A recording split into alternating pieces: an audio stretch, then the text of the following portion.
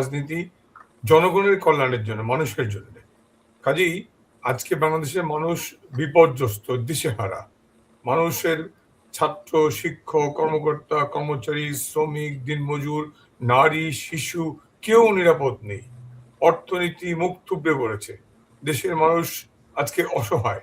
এই অসহায়, বিপর্যস্ত, বিপন্ন মানুষকে রক্ষার জন্য, মানুষের পাশে দাঁড়ানোর জন্যই, দেশের অস্তিত্ব রক্ষার জন্য, দেশের স্বাধীনতা, সার্বভৌমত্ব যাতে বিনষ্ট না হয় সেটি রক্ষার জন্যই একটি দায়িত্বশীল রাজনৈতিক দলের প্রধান হিসাবে, একজন দায়িত্বশীল রাজনৈতিক নেতৃত্ব হিসাবে তাকে ফিরে যেতে হবে এবং তিনি সেই জন্যই ফিরে যাবেন।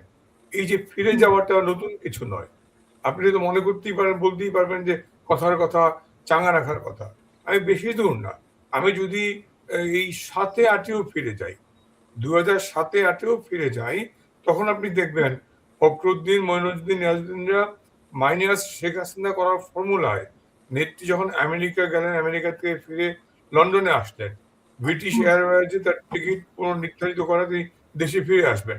হঠাৎ করেই আজম জে চৌধুরীকে দিয়ে একটি মিথ্যা মামলা দেওয়া হলো, তার বিরুদ্ধে ওয়ারেন্ট ইস্যু করা হলো, তাকে বলা হলো আপনি দেশে এলে গ্রেপ্তার করা হবে, বলা হলো দেশে এলে আপনার পিতার মতো ভাগ্য বরণ করতে হবে।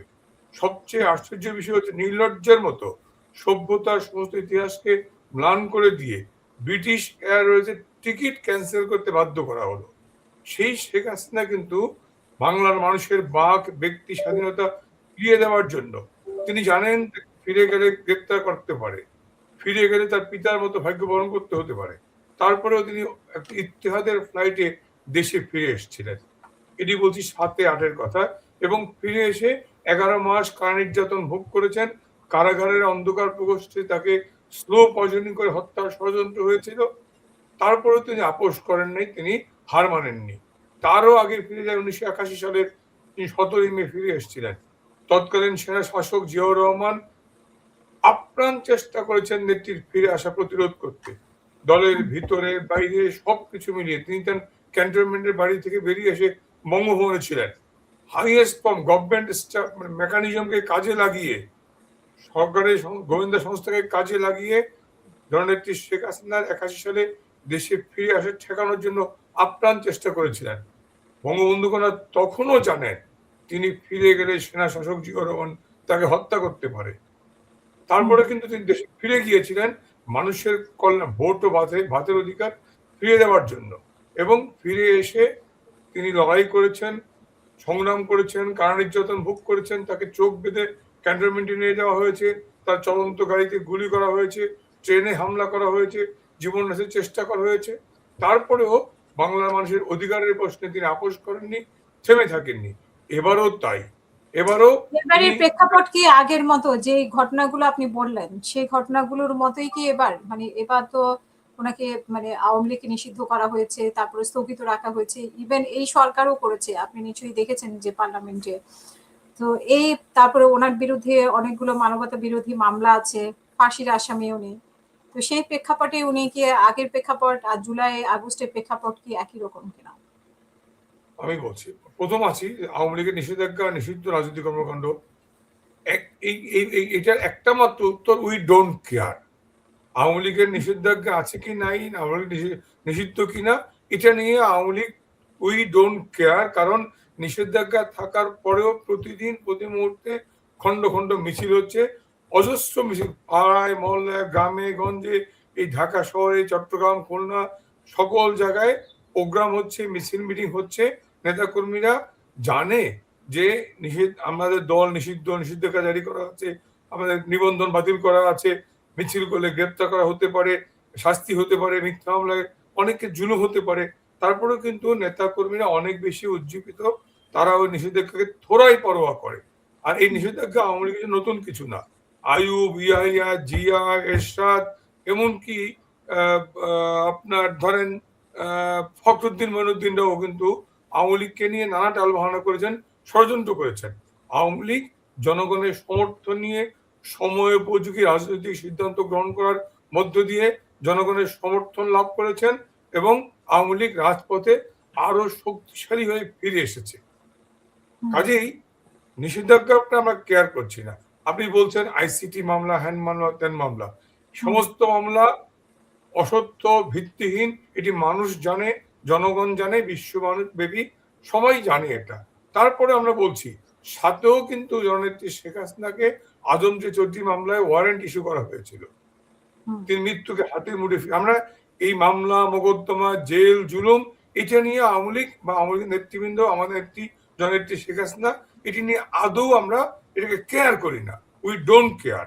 আমাদের ভরসার জায়গা জনগণ, আমাদের আস্থার জায়গা জনগণ। আমরা জনগণের কাছে ফিরে যেতে চাই।